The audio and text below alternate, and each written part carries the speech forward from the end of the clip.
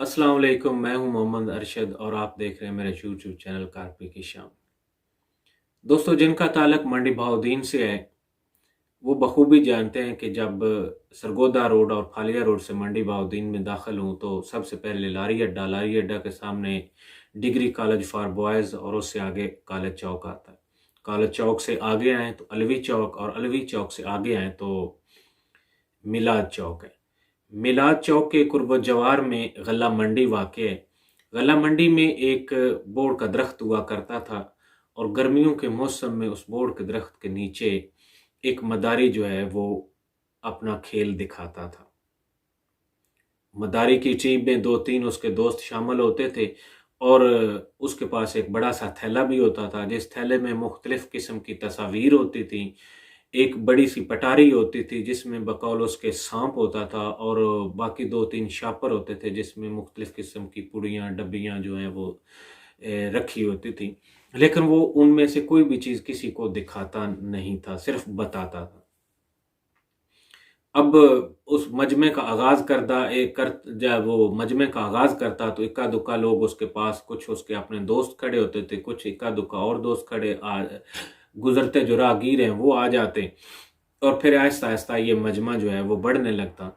अपनी तकरीर का आगाज़ वो कुछ यूं करता कि दोस्तों, जो लोग गाँव से, साथ के गाँव से, गिरदोनवा के जो देहात हैं उनसे आए हुए हैं, ख़ास करके वो लोग जिन्होंने माल मवेशी और भैंसें रखी हुई हैं, उनके लिए बहुत दिलचस्पी की बात मैं आपको बताऊंगा कि जब वो भैंसों को चराने के लिए बेले में, किसी चरागाह में, जंगल में, कहीं भी जहाँ पे घास हो वहाँ ले जाते हैं तो वहाँ पे एक सांप की किस्म होती है जो भैंस के पिछली टांगों को ब्लॉक करके उसका दूध जो है वो पी जाती है। अब जो लोग देहातों से आए हुए होते थे, उनमें मजमे में वो शामिल होते थे, उनके लिए काफ़ी दिलचस्पी होती इस बात में कि देखते हैं कि आया कोई ऐसी सांप की किस्म है जो भैंसों का दूध पी जाती है। अगर है तो वो किस तरह पी जाती है, कि आया ये मुमकिन भी है कि सांप जो है वो भैंस का दूध पी जाए। साथ में वो एक बात और ऐड करता कि औरत और सांप का आपस में क्या ताल्लुक है, बल्कि मैं आपको तस्वीरी सबूत भी पेश करूंगा, तस्वीरें दिखाऊंगा कि ये कैसे मुमकिन है। और फिर वो कहता बाद में कि मैं आपको बकायदा वो सांप जो है वो सांप भी दिखाऊंगा। ये बातें अब लोगों के लिए काफ़ी दिलचस्पी पैदा करती। आहिस्ता-आहिस्ता जब लोग जब वो समझता कि 40, 50 या 60 का मजमा इकट्ठा हो गया है और लोगों की दिलचस्पी जो है वो आहिस्ता-आहिस्ता कम होने लगी है, तो वो एकदम वो थैले में से दवाइयों के पैकेट निकालता और तमाम लोगों को एक-एक पुड़िया, 2-2 पुड़िया जो है वो थमाने की कोशिश करता। कुछ पकड़ लेते, कुछ इनकार कर देते। अब जो लोग इनकार करते उनको वो ज़बरदस्ती पकड़वाता और कहता कि मैं आपसे भई कोई पैसा वसूल नहीं कर रहा, ये फ्री है। मैं आपसे किसी किस्म का इसका जो है हदिया नहीं ले रहा, आप पकड़ें तो सही। जब आदमी पकड़ लेता तो बाद में वो कहानी को यूं शुरू करता कि इसमें ये जो पुड़िया है, जो इसमें दवाई है, ये दवाई किस किस मर्ज के लिए काम करती है। वो पाँव के नाखून से शुरू होकर सर के बालों तक जितनी बीमारियां हैं वो सब बीमारियां गिनवा देता और लोगों को इमोशनल ब्लैकमेल करता कि ये घुटनों में दर्द हो, कमर में दर्द हो, पट्ठों में दर्द हो, सर में दर्द हो, आंखों की पिलाट, चेहरे की जर्दी, ये सारी चीजें, अब कोई ना कोई किसी को तो बीमारी होगी। वो अब उससे अगला मरहला आता पैसों का। वो कहता कि भाई इतनी बीमारियों का इलाज सिर्फ इन चंद खुराकों में है, तो क्या 15-20 रुपए के बदले में आप ये नहीं खरीद सकते? अब ये आप मुझे 15-20 रुपए के लिए आप ये चीजें सारी मुझे आप वापस करेंगे? तो लोग कुछ चारों नचार शर्म के मारे, चलो यार कोई नहीं, इतनी इसने मेहनत की है, 10-15-20 रुपए की बात नहीं है, चलो ठीक है खरीद लेते हैं।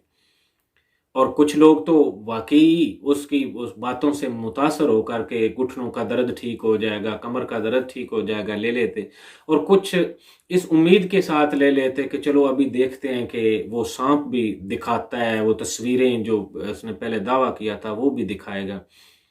इस उम्मीद में ले लेते कि शायद ये अब दवाइयाँ इसे खरीदें तो हो सकता है ये वो सांप सीढ़ी का खेल या औरत का खेल जो है वो भी हमें दिखा दे। अब जब वो 50-60 के मजमे में 20-25 लोगों को वो दवाइयाँ बेचने में कामयाब हो जाता, तो एकदम पता उस वक़्त लोगों को चलता कि उसकी जगह उसके किसी दूसरे दोस्त ने ले ली है और वो मजमे में से गायब हो जाता। अब जो लोग शुरू से उसको फ़ॉलो कर रहे होते थे, उनको पता चल जाता कि ये फ्रॉडिया है, वो निकल गया है, अब उसका दोस्त आ गया, अब चलें। अब जो नए शामिल होते थे, उनको पूरी तरह बात का पता नहीं होता था। वो आखिर तक उसके साथ शामिल रहते और जब उनकी दिलचस्पी ख़त्म होती तो वो भी निकल। इस तरह ये मजमा सुबह से लेकर शाम तक जारी रहता, लोग आते जाते, मजमा चलता रहता। शाम को वो भी अपना वो बोरिया बिस्तर समेटता और घर को निकल जाता। पाकिस्तान के और भी शहरों में और भी देहातों में ये वाक़यात होते होंगे, और भी कई जगह पे खेल तमाशा और इस किस्म के मदारी होते होंगे, लेकिन मैंने चूँकि मंडी बहाउद्दीन में एक दफ़ा नहीं कई दफ़ा और कई साल लगातार डिग्री कॉलेज में जब पढ़ते थे तो वहाँ पे देखा है, तो मैंने उसका जिक्र किया है। और दोस्तों ने और किसी शहर में और कहीं बहुत सारे नौसरबाज और इस किस्म के लोग तो मौजूद होते ही हैं, देखा होगा। अब ये सारी बातें करने का जो मकसद है, जो मैं जिस की तरफ बात को ले जाना चाहता हूँ, वो है कि मदारी उस दौर में भी थे, यानी 20, 25, 30 साल पहले या हजारों साल पहले भी थे, अब भी हैं। रूप उनके बदलते रहते हैं। आजकल यूट्यूबर्स हैं, यूट्यूब पे वो जब अपनी वीडियोस को जो अपलोड करते हैं तो जो थंबनेल लगाते हैं, वो थंबनेल बड़ा जो है ना बड़े सस्पेंस वाले होते हैं। मिसाल के तौर पर मोहम्मद बिन सलमान कदमों में गिर गया, सऊदी अरब ने घुटने टेक दिए, सऊदी अरब ने हाथ खड़े कर दिए, दुबई घुटनों के बल आ गया, मोहम्मद बिन सलमान कमर जवेद बाजवा के कदमों में पड़ गया, मोहम्मद बिन सलमान ने मिन्नतें तरले शुरू कर दिए, डोनाल्ड ट्रंप जो है वो हवास बाख्ता हो गया, रूस ने खजानों के मुंह खोल दिए, अब होगा दमादम मस्त कलंदर। क्या नाम, मुराद अली शाह जो है वो इस्तीफा देकर अमेरिका फरार हो गया। और अब आदमी जब ये देखता है, जब मैसेज की ट्यून आती है तो आदमी फौरन देखता है तो सामने ये नजर आता है कि सऊदी अरब जो है वो कदमों में गिर गया है, तो फौरन वीडियो देखता है और शुरू से आखिर तक 5, 7, 10 मिनट की जो वीडियो होती है उसको देखता रहता है कि अब वो सऊदी अरब कहाँ गिरा, यूएई ने किधर घुटने टेके, बुश कैसे पागल हुआ, रूस ने कैसे खजानों के मुंह खोल दिए। ये सारी बातें ढूंढता रहता है, उसमें से उस मदारी के तमाशे की तरह, उस सांप और तस्वीर की तरह उसमें से उसे कुछ भी नहीं मिलता। दोस्तों, जो यूट्यूब पर नए नौजवान जवान सारे आए हुए हैं जो यूट्यूब पर सियासत पे बात करते हैं, इनका शुक्रिया कि इन्होंने मेन स्ट्रीम मीडिया पे आने वाले चंद नौसरबाज जो बड़े बड़े नाम थे, अहमद मीर, तलत हुसैन, सलीम साफ़ी वगैरह, इन सब को बेनकाब किया और उनकी हकीकत लोगों तक पहुंचाई। हम लोग जितने भी हैं अवाम, ये आप लोगों को ही देखेंगे। आप लोगों से उम्मीद है कि आप ही सच्ची बात को जो है वो अपने प्रोग्राम्स में शामिल करते हैं, आप तहकीक के साथ इनका कच्चा चट्ठा भी खोलते हैं और हक़ाइक़ जो पाकिस्तान में हो रहे हैं वो भी बताते हैं। हम लोगों ने आप ही को देखना है। अगर आप भी उन लोगों की तरह, नौसरबाजों की तरह हमें एक ब्लैकमेल करें, इमोशनल ब्लैकमेल करके अपनी वीडियोस को हम ही को, जो आप ही को देखते हैं, हम ही को बेचने की कोशिश करें, जो कि फ्री में ख़रीद रहे हैं, जो कि आपका जो बयानिया है उसको सुनते हैं, आप जो बात करते हैं उसको सुनते हैं, लेकिन इसके बदले में आप ही हमें इमोशनल ब्लैकमेल करके अपनी वीडियो को जल्द से जल्द देखने पे मजबूर करेंगे, तो एक दिन वो जो कहते हैं ना कि शेर आ गया, शेर आ गया, एक दिन फिर सचमुच शेर आ गया।